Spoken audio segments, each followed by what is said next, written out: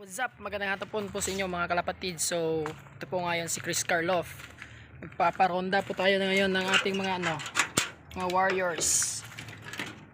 Po. Yan po sila. Yan.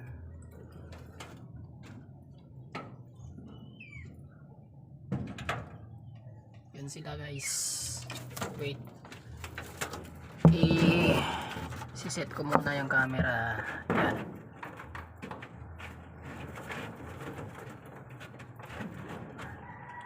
So, ito po. Yun. So, bali ito po yung mga bagong inakay ko. Ayan, o. Yan. Sa putong red check to red check. Parang hen to ata. Mga 1 month old and 2 weeks and 4 days siguro.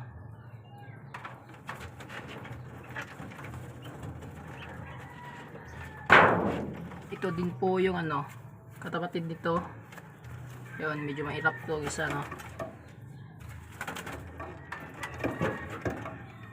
So ito po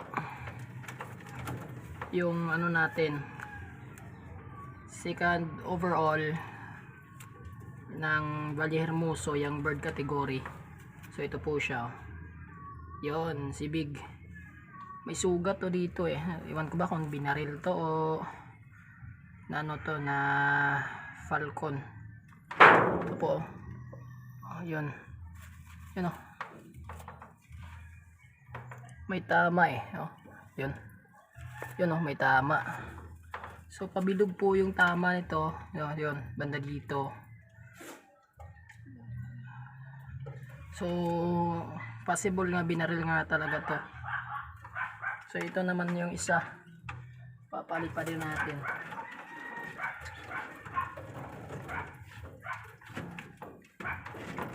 Yon, magka nest mates lang dalawa ni ni Big yung pinakita ko.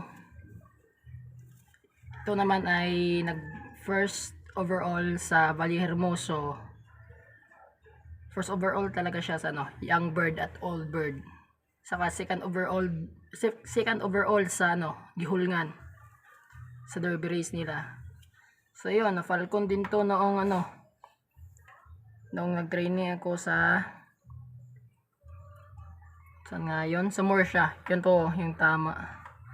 Yun, mga bagong tubong balayibo, dyan po siya nagkasugat. Ito po ay si Les. Yun. So may papakilala nga po pala ako Ito po ay si Tribe yung niloload ko. Yun.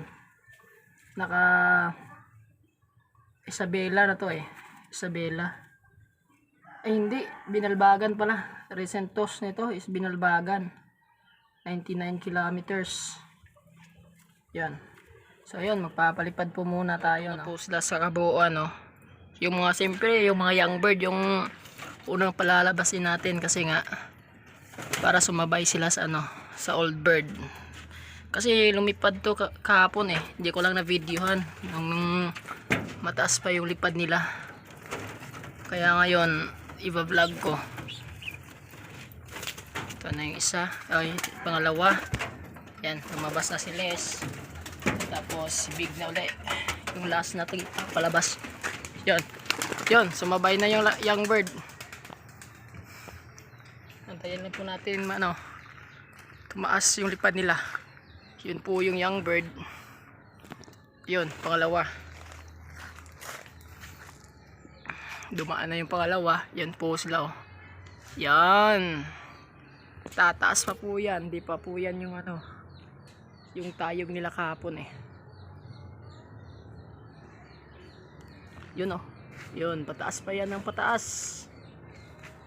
Mababa pa yan kaysa kahapon. Yung nahuhuli po yan is yung young bird ko. Di nga ako makapaniwala kasi wala pa yung 2 months. Lumilipad na sa akin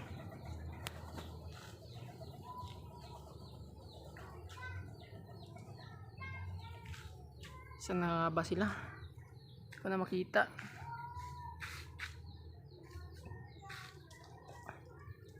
July 10 po sila napisa. So yung date po ngayon is August 28. Possible nga na wala pa silang ano. Hindi possible, kundi wala pa silang 2 months. 'Yon. Nakamali lang ako, no. Iwan ko na guys kung saan na sila. Hindi ko na makita.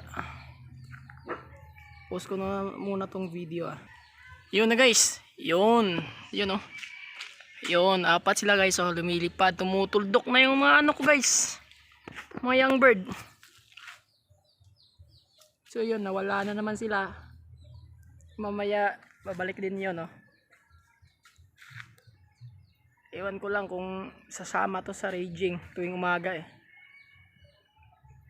May paso kasi kaya hindi ko sila mapalabas.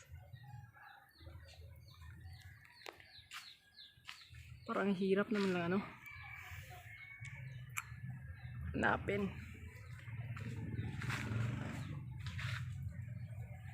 Masyadong maliit eh.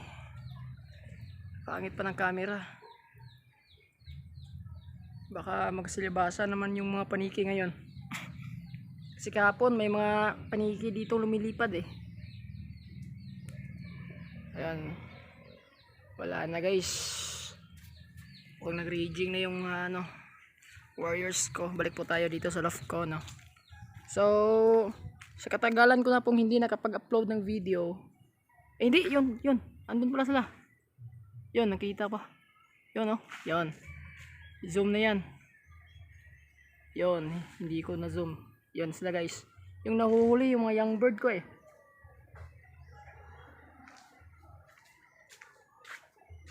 Langya, nawala uli. So yun, balik sa usapan. Sa katagalan ko na hindi nakapag-upload ng video, yun, gumawa ako dito ng loft. Ayan. Ano lang to, budget meal na loft.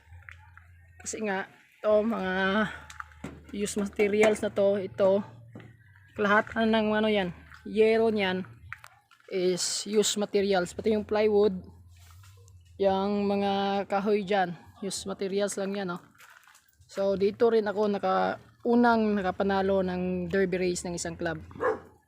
Yun.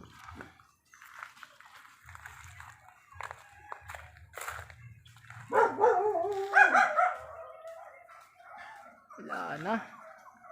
Kang ulan pa guys.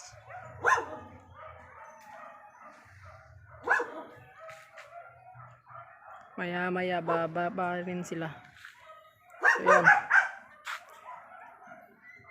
Dilipat ko yung ko dito sa may gate. Kung napapansin nyo po sa huling video ko nung pagkakatanda ko, bagyong Agaton siguro yon. Yon. Nasa gate na po siya. Kasi nga, yon, walang harang dito sa taas. Pag naglanding sila, dyan or dito agad pupunta. Kaya dito ko sila nilipat. Yung luma kong loft is ginawa ko na lang stock birds loft or breeders loft. Yun po, at umuulan na po. Sisimulan ng umulan. Wait, hanapin ko lang muna. Stop ko na muna tong video guys kasi mukhang lalakas yung ambon. At baka lumala yung sipon ko at maging lagnat pa. 10 minutes na po silang lumilipad, no. Yun. Hindi ko lang talaga nainakala na kaya yun ng second low fly ng mga young bird ko. Almost 2 months pa kasi yun eh. So yun po. Salamat sa panonood.